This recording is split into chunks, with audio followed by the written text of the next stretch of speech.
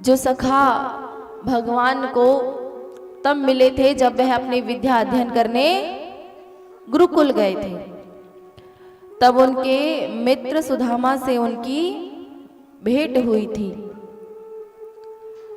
आज सुदामा जी, देखिए बहुत से लोग कहते हैं सुदामा जी दरिद्र थे। सुदामा जी दरिद्र नहीं थे, वह तो बड़े ही संतोषी ब्राह्मण थे। संतोषी ब्राह्मण कैसे थे कि वह सिर्फ और सिर्फ 5 घरों में ही भिक्षा मांगने जाते थे। हाँ, गरीब जरूर थे। आज सुदामा को वो अपने मित्र की बड़ी याद आ रही है। संतोषी ब्राह्मण ऐसे कि 5 घर ही भिक्षा मांगने जाते और 5 घरों में एक घर पर उतना ही रुकते जितना एक गाय को दोहन करने में, दूध निकालने में जितना समय लगता है, उतना ही एक दरवाजे पे रुकते। कोई भिक्षा दे तो ठीक और ना दे तो ठीक, वह दूसरे दरवाजे पे तुरंत वहां पहुंच जाते। उसी प्रकार सुदामा जी 5 घर जाते। 5 घर से जो मिलता भिक्षा में वो अपने घर लेकर के आते और उसी से ही उनकी जीवन प्रक्रिया चल रही थी। उसी से ही अब उनका जीवन गुजर रहा था। अब ऐसे ही कई बार तो ऐसा होता कि कुछ भिक्षा में मिलता और कई बार ऐसा होता कि कुछ भी नहीं मिलता। ऐसे ही रहना पड़ता। कोई भी सुदामा जी को कहा गया कि जो सुदामा जी हैं वह दरिद्र नहीं थे, वे बड़े ही संतोषी ब्राह्मण थे। सिर्फ 5 घर भिक्षा मांग करके लाते और जो भिक्षा मिलती उसी से ही अपनी पूरी जीवन क्रिया को चलाते, अपने जीवन का यापन करते। देखिए सुदामा जी की जो पत्नी थी सुशीला, उसको किसी से पता चला कि सुदामा जी का जो मित्र है वो त्रिलोकी का स्वामी है और वो चाहे तो तुम्हें सब कुछ दे सकता है। तुम अपने पति से कहो कि वह अपने मित्र के पास जाए, जिससे कि तुम्हारी जो गरीबी है यह दूर हो जाए। क्योंकि देखिए किसी में इतना सामर्थ्य नहीं है जो कोई किसी को कुछ दे सके। ये पद प्रतिष्ठा मान सम्मान ये सबको अपने पूर्व जन्म के पुण्यों के प्रताप से ही मिलता है। जैसा आप कार्य करते हैं वैसा ही आपको फल मिलता है। जब आपने कुछ अच्छे कर्म किए होते हैं, परमार्थ कार्य के साथ आप जुड़े होते हैं, भगवान के साथ आप जुड़े होते हैं, उसी से ही आपको पद प्रतिष्ठा मान सम्मान सब कुछ प्राप्त होता है। ये सिर्फ और सिर्फ किसकी कृपा से होता है? भगवत कृपा से, भगवान की कृपा से। तो इसीलिए सुशीला से कह रहे थे एक संत कि आपका जो स्वामी है, आपके जो स्वामी सुदामा जी, इनके परम मित्र हैं त्रिलोकी के स्वामी। आप अपने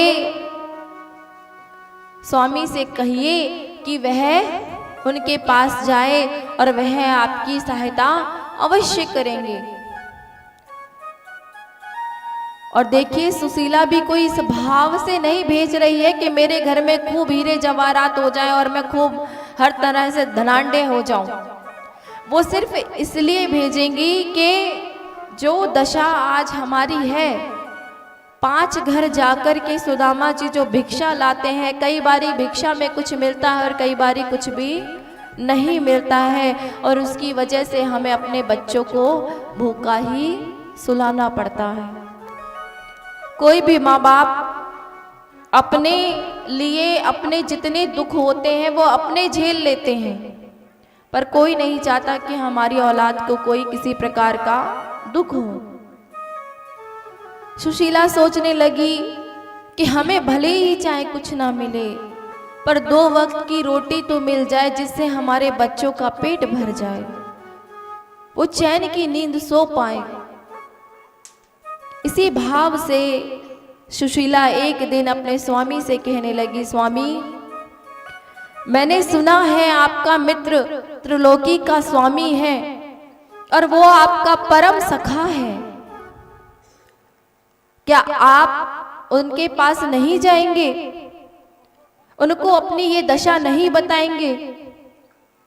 सुदामा जी कहने लगे, अरे देवी, मैं अपने मित्र के पास जाऊं और वो भी ये सुनाने कि मेरी ये जो दशा है उसको वो बदल दे, ऐसे तो मैं कभी नहीं जाऊंगा।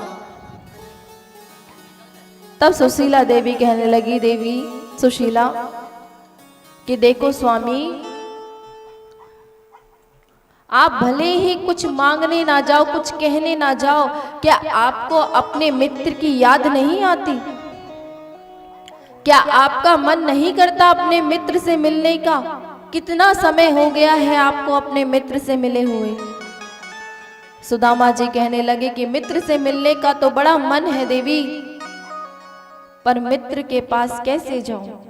इतने समय बाद जाऊंगा और मेरे पास तो कोई भेंट भी ले जाने को अपने मित्र को देने के लिए नहीं है, क्योंकि कहते हैं कि 3 घरों में कभी भी आपको खाली हाथ नहीं जाना चाहिए।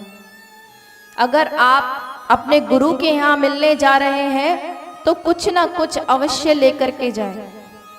दूसरा, आप अपने समझाने में अगर जा रहे हैं, जहाँ आपने अपनी बेटी दी है, उनके ससुराल जा रहे हैं तो कभी खाली हाथ ना जाए।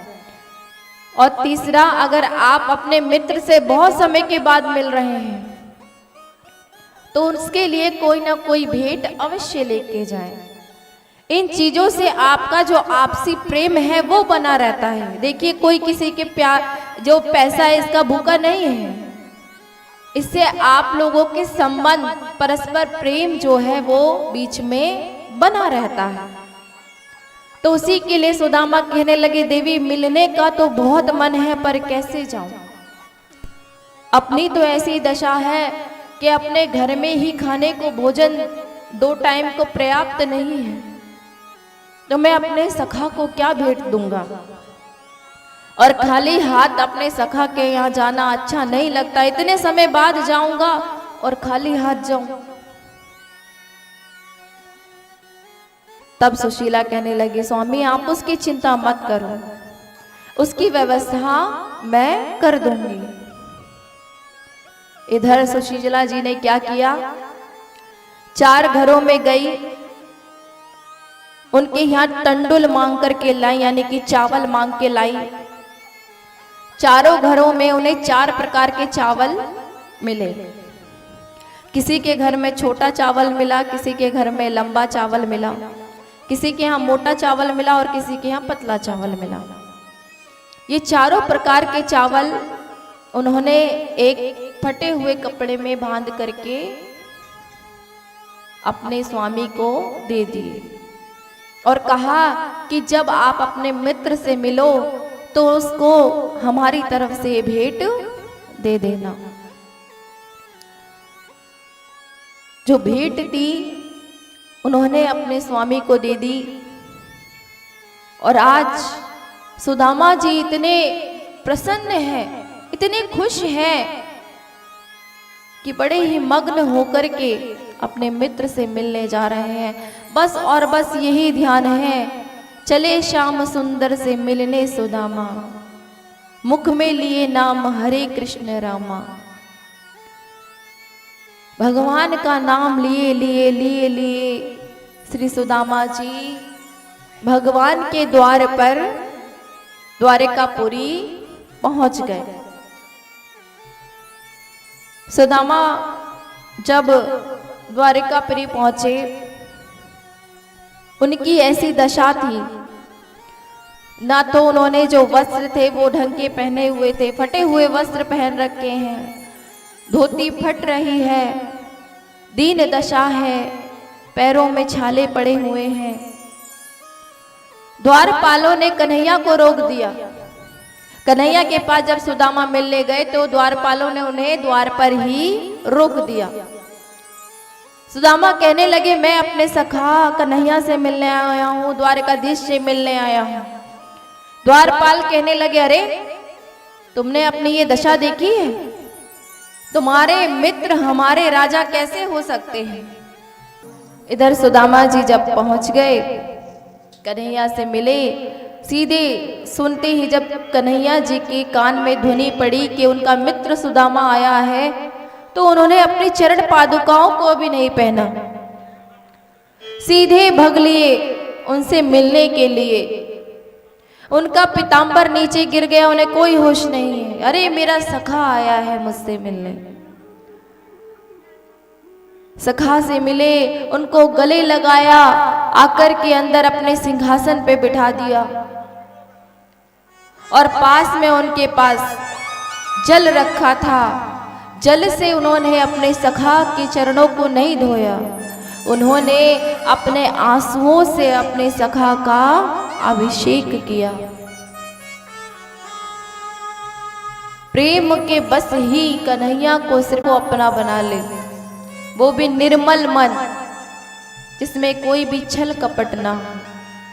सुदामा जी बड़े ही सरल भाव से आए हैं अपने मित्र से मिलने, इतनी दूर से सुदामापुरी से द्वारिकापुरी आए हैं।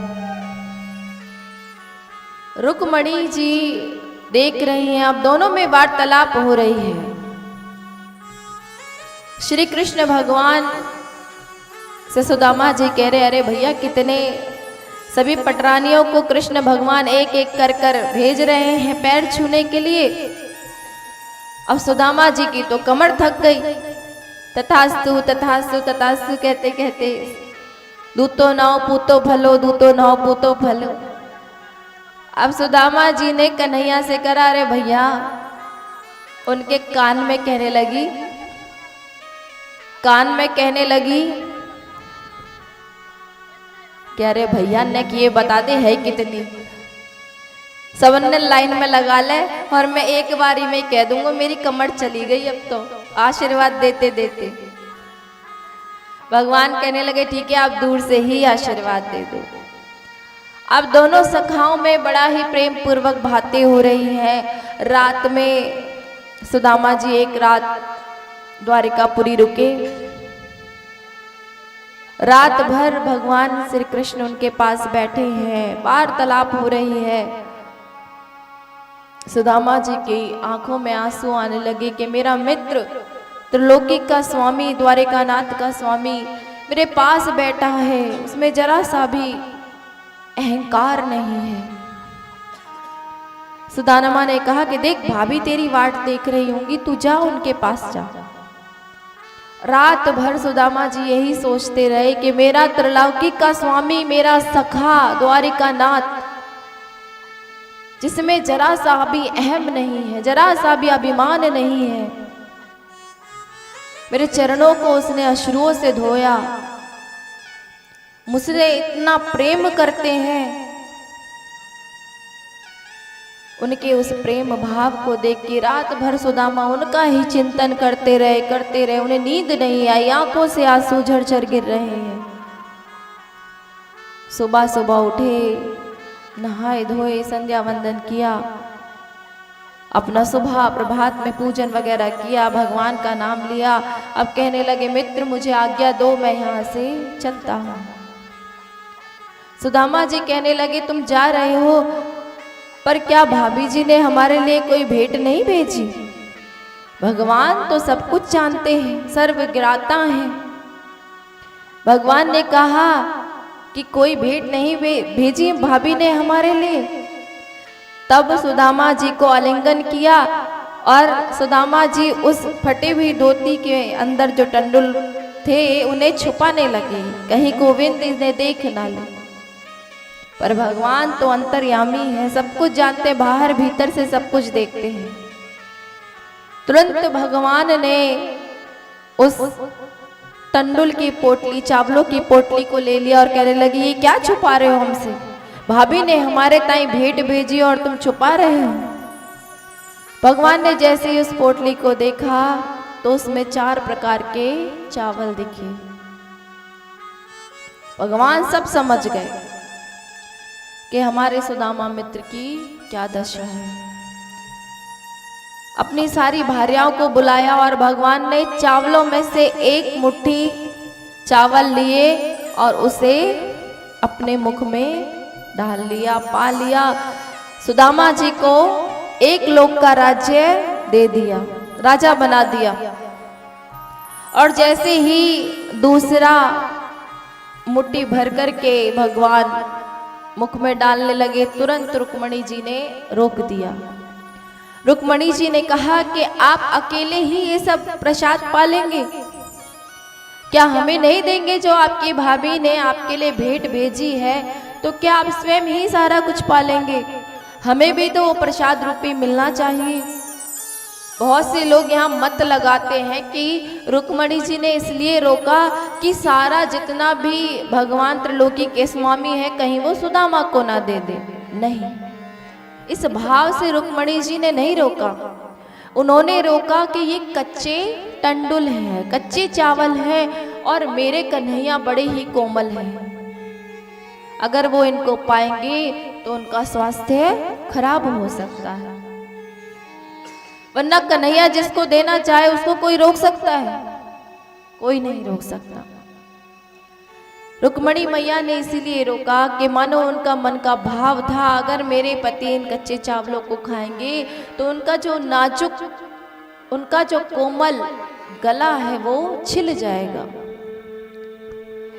इधर सुदामा जी ने भगवान से आज्ञा ली, वह चल दिए। जब जा रहे थे उस समय बहुत समय लगा था द्वारिकापुरी पहुंचने में। जब वापस से सुदामापुरी आए, अपनी कुटिया पर आए, तो आप जानते हैं बहुत जल्दी पहुंच गए। क्यों? क्योंकि भगवान का चिंतन मनन, उनका कीर्तन स्मरण करते हुए आ रहे थे। और देखिए, वही ये कथा हमें समझाना चाहती है कि जो भगवान को हमेशा अपने साथ रखते हैं, भगवान उनके हमेशा, उनको मनाने की आवश्यकता नहीं पड़ती, बुलाने की आवश्यकता नहीं पड़ती, वह स्वतः ही उसके साथ रहते हैं। उसका जीवन तकलीफों से जो भरा होता है ना, उसको बड़ा ही आसानी से वह उस जीवन को पार लगाता है। जैसे सुदामा जी जिस वक्त जा रहे थे तो बहुत समय लगा, पर आ रहे थे तो बड़ी ही सरलता पूर्वक आ गए। क्यों? क्योंकि वो चिंतन करते हुए जा रहे थे सभी बातों का, कि मेरे कन्हैया को जरा अभिमान नहीं। पानी उसके पास था तब भी उसने उसे छुआ भी नहीं और अपनी अश्रुओं से मेरे चरणों को धो रहा है। इन भावों को सोच सोच कर कब सुदामा जी अपने सुदामा कुटी पहुंच गए पता ही नहीं लगा। सुदामा जी ने जब देखा उनकी कुटिया के पास तो बड़ा ही, जो कुटिया थी उसकी जगह बड़ा ही सुंदर महल खड़ा है। अब सुदामा जी सोचने लगे, कहीं मैं पुनः गलत जगह तो नहीं आ गया, कहीं मैं गोविंद का चिंतन करते करते कहीं द्वारकापुरी ही तो नहीं दोबारा लौट गया।